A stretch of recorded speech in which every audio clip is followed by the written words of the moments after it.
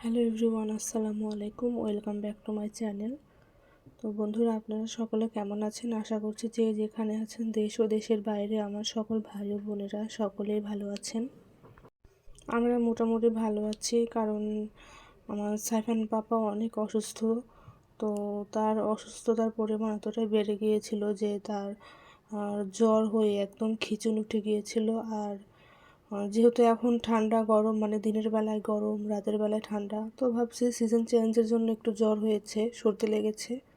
কিন্তু শেষ পর্যন্ত দেখি যে আমার ছেলেটার একেবারে খিঁচুনি উঠে গিয়েছে।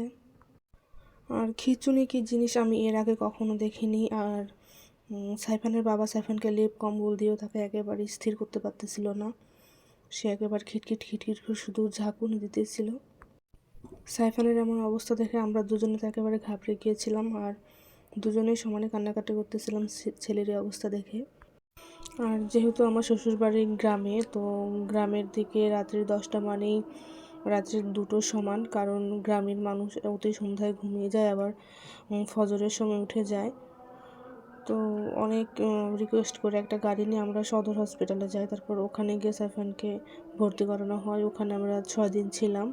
আর সাইফানের এমন একটা অবস্থা ছিল, তাকে 3 দিন স্যালাইন দিয়ে রাখা হয়েছিল। সে দোকানের হোক আর বাড়ির হোক কোনো খাবারে আসক্ত ছিল না। যদি হঠাৎ মনে হতো একটু চিপস এরকম বা একটু পরোটা টাইপের কোনো কিছু, তা বাদে সে কোনো কিছু মুখে তুলতো না। তো তার এত দুর্বলতার জন্য ডক্টর তাকে 3 দিন স্যালাইন দিয়েছিল, 3টা স্যালাইন দিয়েছিল। আর আমি এখন কথাগুলো খুব স্বাভাবিকভাবে বলতে পারতেছি, কিন্তু তখন আমাদের এমন একটা অবস্থা হয়েছিল যে আমরা একেবারে অসহায় হয়ে গিয়েছিলাম। তো আলহামদুলিল্লাহ আমার বাবা মা আমার পাশে ছিল বলে, আর উপরওয়ালা তো আছেই, সেজন্য বোধহয় আমরা এই বিপদ থেকে উদ্ধার হতে পেরেছি। আর আমার থেকেও বেশি ভেঙে পড়েছিল সাইফানের বাবা। সাইফানের হাতে যখন ক্যানোলা পড়া ছিল, সে তো একেবারে রেগে টেগে ফায়ার হয়ে গিয়েছিল। তার কথা হলো তার ছেলে কান্নাকাটি করতেছে, এখন কেন ক্যানোলা পড়াবে সেই। আর ছেলেও কান্নাকাটি করতেছে আর বলতেছে, নার্সকে বলতেছে যে তুমি আমাকে ব্যথা দিলে, দাঁড়াও তোমাকে আমি মজায় দেখাবো, তোমাকে আমি পুলিশে ধরিয়ে দেবো। তার আদো আদো কণ্ঠে সে বলছিল আর কান্নাকাটি করতেছিল। আমার ছেলের এর আগে কয়েকবার জ্বর এসেছে, কিন্তু এমন পর্যায়ে এমন পরিস্থিতিতে আমি কখনোই পড়ি নাই। আর সন্তানের কিছু হলে বাবা মায়ের যে কি হয় সেটা একমাত্র বাবা মারাই বলতে পারবে। এখন আমি কথাগুলো বলতেছি কিন্তু আমার বুকটা ফেটে যাচ্ছে আমার ছেলের জন্য। তো বন্ধুরা, সকলে দোয়া করবেন আমার ছেলেকে, সে যেন তাড়াতাড়ি সুস্থ হয়ে ওঠে, স্বাভাবিক হয়ে ওঠে। আর সে এমন একটা মানুষ, সে যতই অসুস্থ হোক তার ভিতরে একটু হলেও ছটফটা ভাব থাকবেই। সে যখনই একটু শরীরে আরাম পেত তখন একটু ছটফট করতো, যখনই জ্বর আসতো তখন আস্তে আস্তে নিস্তেজ হয়ে পড়তো। আর আমার সাইফান যত অসুখী হোক, সে জ্বর হলে একেবারে নিস্তেজ হয়ে পড়ে। আর আমরা ভাবতে পারিনি সামান্য জ্বর হয়ে এমন অবস্থা হয়ে যাবে। আমরা স্বাভাবিকভাবে তাকে প্যারাসিটামল, ঠান্ডা সর্দির যে ওষুধগুলো থাকে সেগুলো তাকে রেগুলার খাওয়াচ্ছিলাম, কিন্তু এমনভাবে যে খিঁচুনি উঠে যাবে আমরা বুঝতে পারি না। তো আল্লাহর অশেষ রহমত, ওই দিনই সাইফানের বাবা তার জন্য জ্বরের সাপোজিটরি এনেছিল। তো যখন দেখলাম তার একদম ঝাঁকুনি উঠে যাচ্ছে, তখন বুঝতে পারলাম তার খিঁচুনি উঠে গেল। তো সঙ্গে সঙ্গে তাকে আমরা জ্বরের যে সাপোজিটরি আছে সেটা ব্যবহার করালাম।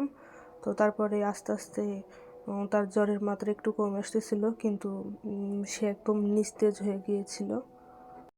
তো সেই ভয়ে তাকে তাড়াতাড়ি আমরা হসপিটালে ভর্তি করাই। তো বন্ধুরা, আপনারা সকলে আমার ছেলের জন্য অনেক অনেক দোয়া করবেন, সে যেন খুব তাড়াতাড়ি সুস্থ হয়ে ওঠে। আমার সাইফান আমার বিয়ের 6 বছর পরে আমার কোলে আসে, আমার অনেক সাধনার ছেলে। সে অনেক ভদ্র আলহামদুলিল্লাহ।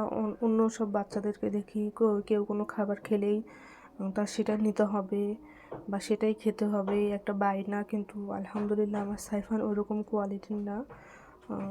আর সে এই যে সদর হসপিটালে গিয়ে সে একেবারে থাকতে চাচ্ছে না। তো তারপরে তার বাবা একে একে অনেকগুলো খেলনা কিনে দিয়েছে, সে খেলা করতেছে। তাকে বারণ করতেছিলাম যেভাবে শুয়ে সে ফ্লোরে খেলো না, কিন্তু তারপরও সে শুনছে না। তারপর আমার মা বললো যে থাকুক, তার যেহেতু শরীর ভালো না, মন চাইছে একটু খেলাধুলা করুক। তো তাকে একেবারে রাখা যাচ্ছিল না সদর হসপিটালে। সে বারবার বলতেছিল আমি বাসায় যাবো, আমি বাসায় যাবো। আর খেলনাগুলো কেনার পর একদম সে খেলনাগুলো খেলতে খেলতে একেবারে ভেঙেই ফেলে। আর এখানে গিয়ে তার 2টা বন্ধু হয়েছিল, তার সঙ্গে একটু খেলাধুলা করতো ফাঁকে ফাঁকে।